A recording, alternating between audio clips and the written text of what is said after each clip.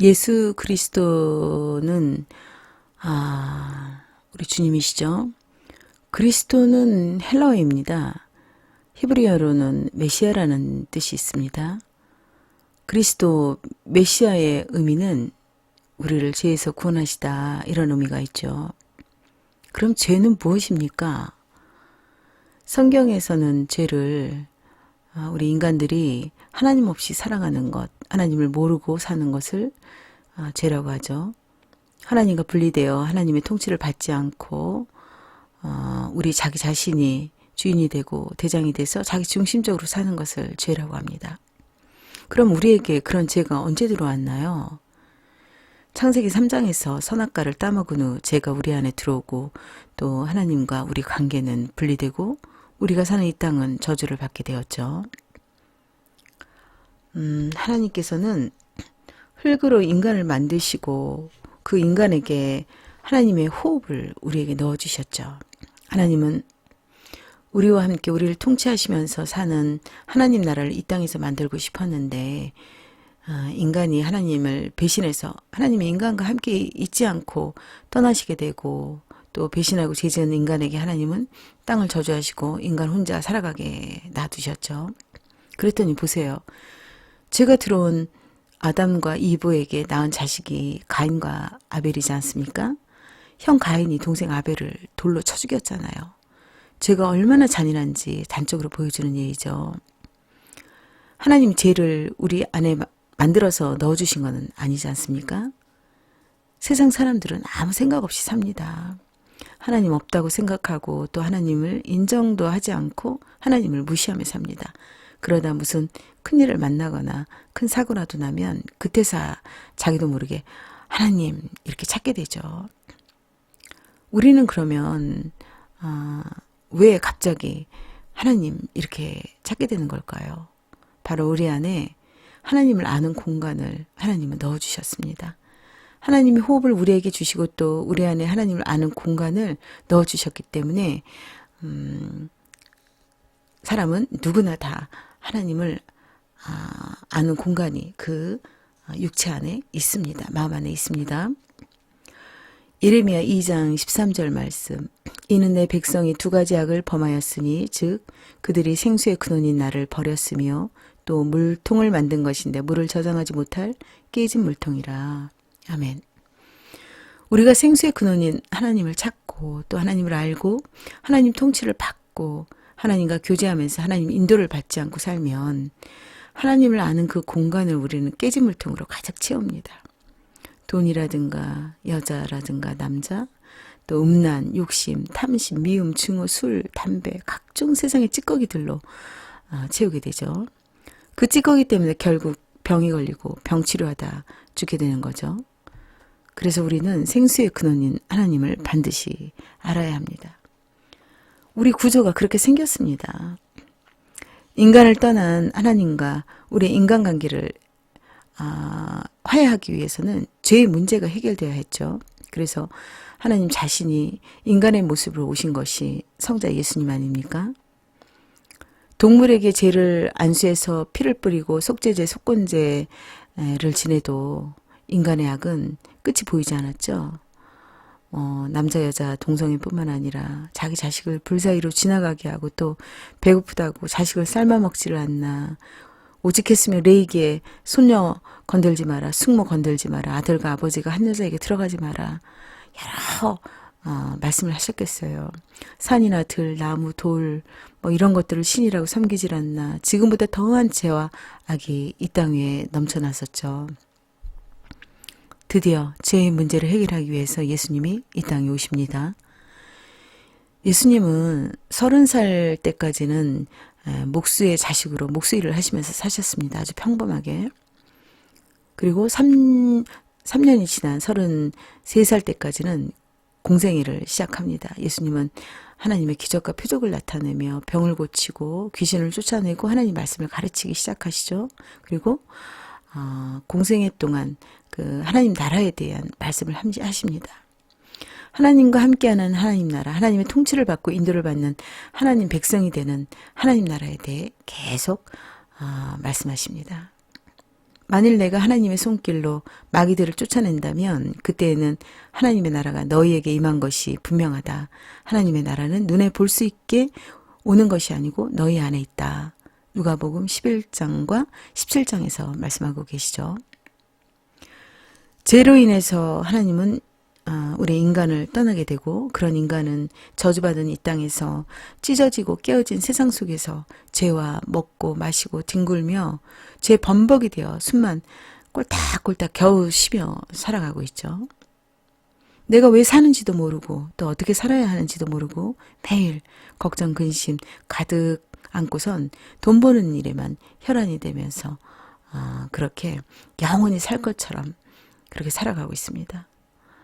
열심히 돈 벌어서 즐겁게 살면 되지. 쾌락만 찾고 또 맛있는 것만 찾고 좋은 것만 찾아다니고 있죠. 그러다 가정도 깨지고 가족들도 깨지고 자신을 더 망가져가는 거죠. 그러다 가는 거죠. 어디로요? 몸은 흙으로 돌아가고 영은 하나님께로 간다고 했습니다.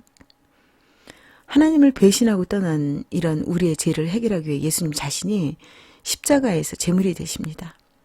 모든 인간의 죄와 저주를 예수님께서 몸에 그것을 다 전가시켜서 십자가에서 예수님 몸이 못을 박아 희생제물이 되십니다. 그리고는 십자가에서 돌아가시죠.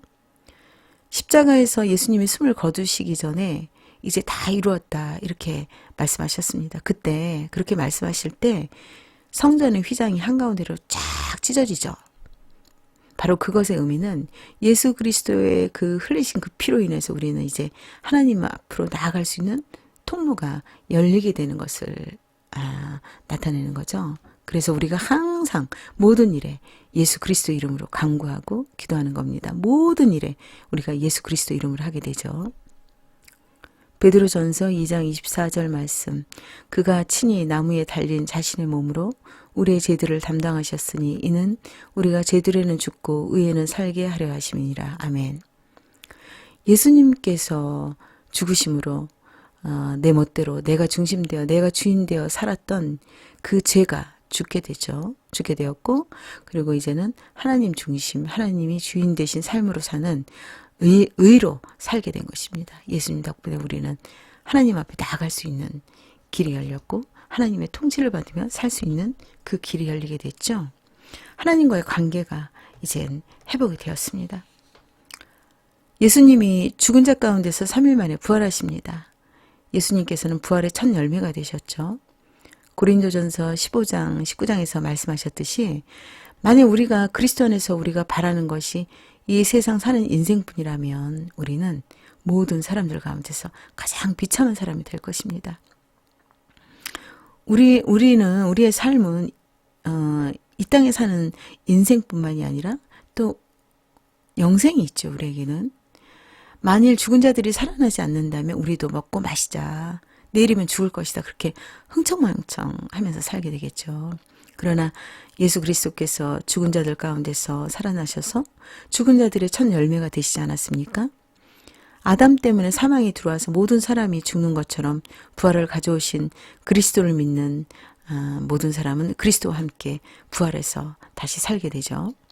그러니 우리가 이 세상을 살아갈 때 미혹되지 않도록 조심하고 또 죄짓지 않고 하나님과의 관계를 잘 이어나가야 합니다. 그것이 의에 대하여 깨어있는 것이죠. 예수님께서는 부활 이후에 40일 동안 이 땅에서 보이시며 하늘나라로 승천하게 되는데 그때 500명이 보는 가운데서 하늘로 올라가십니다. 예수님께서 말씀하셨죠. 내가 하늘로 가야 너희들을 돕는 보혜사 성령을 보낼 수 있다. 그래서 500명이 보는 가운데서 하늘로 올라가십니다. 그 사람들이 다 증인이 되었죠. 그리고 드디어 120명이 모여 이제 기도하는 바가의 다락방에 성령이 임하십니다. 성령의 증거로 그때 그 당시 팔레스타인 근처 모든 중동 국가 사람들이 모여 있을 때 120명에게 근처 그 인근 국가 그 말들이 터져 나옵니다. 외국어 방언이 나오게 되죠. 우리가 1:1 하나님과 하는 개인 방언하고는 다른 외국어 방언이 터져 나옵니다. 왜 외국어 방언이 터져 나왔을까요? 바로 성령이 그 120명에게 임한 증거를 나타내기 위해서 이제 그렇게 된 거죠. 그렇게 된 거죠. 하나님의 영이신 성령이 오신 것은 엄청난 의미를 가지고 있죠. 예수님은 인간의 몸을 입고 오셨기 때문에 모든 사람들을 동시에 만날 수 없습니다. 성령은 영이시기 때문에 하나님의 영이시잖아요. 그래서 모든 전 세계 사람 그 누구에게도 동시에 다 임하실 수가 있습니다. 성령이 이 땅에 오면서 또 어떤 변화가 생겼나요? 교회가 생겨나죠. 교회. 사실 그 당시 교회는 지금처럼 건물이 없었어요. 교회 건물이 없고 사람들이 몇 명씩 이렇게 무리지어서 모이다 보니까 어떤 공동체가 자연스럽게 형성되게 된 거죠. 예수님의 죽으심과 부활과 승천을 목격한 이 500여 명의 사람들하고 또 성령의 임재를 체험한 120명의 이 마가의 다락방 사람들의 그 입으로 그 모든 것들이 이제 전해지면서 예수님에 대한 이야기는 퍼져나가기 시작했고 그 이야기를 듣는 사람들은 믿기 시작했죠. 그래서 12 제자들과 또 예수 그리스도를 주님으로 영접한 사람들에게는 성령의 은사가 주어졌어요. 병도 고치고 귀신을 쫓아내는 그런 성령의 은사가 주어졌죠. 기독교는 심한 박해가 계속적으로 이어집니다. 그럼에도 불구하고 성령의 역사로 예수 그리스도에 대한 복음은 계속해서 퍼져나가고 곳곳마다 교회가 생기게 되고 또 성령 체험을 통해 믿는 사람은 아주 더욱 많아지게 되죠. 지금까지도 성령께서는 우리 안에 계시고 지금도 그 일을 하고 계시지 않습니까? 성령의 역사가 아니고서는 어떻게 지금 전 세계적으로 예수님을 믿고 교회가 이렇게 부흥될 수 있나요? 그죠? 올해가 2025년도잖아요. 예수님이 이 땅에 오신 지 2025년 됐다는 뜻인데 사실 예수님을 믿지 않는 불교 국가, 이슬람 국가, 또 유대인 국가도 전 세계 그 모든 국가들이 2025년도를 기준으로 쓰고 있지 않습니까? 이 점은 참 아이러니컬하죠. 이러니 우리가 예수님을 인정 안 할 수 있습니까? 예수님을 믿고 하나님 나라로 들어와서 물론 하나님을 믿고 의지하며 살아야 되겠죠. 예수님께서 우리에게 주신 계명은 서로 사랑하라 이렇게 말씀하셨습니다. 너희가 서로 사랑하면서 그 사랑을 주변에 흘려보내라. 그래서 너희가 이 세상의 소금이 되고 빛이 되어 하나님 모르고 사는 이 어둠 속에 사는 이 세상 나라에 사는 사람들에게 하나님을 알려주고 또 그 사람들에게 하나님 나라로 들어와서 그 세상 나라에서 그렇게 깨진 물통 속을 채우느라 고달프게 혼자 힘으로 살지 말고 하나님을 의지하며 생수의 근원인 하나님을 신뢰하며 하나님 통치받고 인도받으며 살게 해라. 그렇게 말씀하십니다. 예수 그리스도를 주로 영접하고 회개한 사람들은 성령을 선물로 받죠. 성령께서 우리에게 내주하셔서 하나님의 영이신 성령의 통치를 받으며 하나님 나라에 우리는 살게 되는 겁니다. 사도행전 1장 3절 말씀을 보면 예수님께서는 부활하신 후에 40일 동안 이 땅에 사시면서 하나님 나라에 관한 말씀들을 계속 하십니다. 지금 우리가 이 세상에 살고 있지만 우리는 현재 하나님 나라를 동시에 살고 있는 겁니다. 눈으로 보이는 이 땅에 살면서 눈에 보이지 않는 영적인 하나님 나라를 동시에 사는 거죠. 우리가 하나님 말씀을 읽고 또 무엇을 하기 전에 무엇이든 다 기도로 하나님께 미리 아뢰고 또 하나님의 인도를 받으려고 하고 또 하나님을 신뢰하면서 우리의 마음을 하나님께 드리며 하나님을 의지하며 그렇게 사는 것이 하나님 자녀, 하나님의 백성으로 사는 것이죠. 보세요. 하나님 무시하는 세상 사람들이 하나님 말씀 읽습니까? 기도합니까? 이것이 그들하고 우리하고의 차이점이죠. 세상 나라에 사는 사람들과 하나님 나라에 사는 사람들과의 차이점이죠. 말씀은 영이고 기도도 영입니다. 우리 인간 몸 안에는 영이 있습니다. 하나님 나라는 영적인 나라예요. 그러니 우리가 말씀 읽고 묵상하고 기도하지 않으면 영적인 하나님 나라를 어떻게 살 수 있겠습니까? 하나님의 영이신 성령께서 우리 마음 안에 내주하고 계시는 것 또한 우리가 지금 하나님 나라에 살고 있다는 증거입니다. 하나님 나라에 사는 사람들은 세상 나라에서 살지만 세상에서 사는 방식과 세상을 바라보는 방식과 세상을 사는 방법이 다릅니다. 하나님 나라, 하나님 자녀의 방식으로 생각하고 사고하게 되죠. 우리는 교회 공동체에서 만납니다.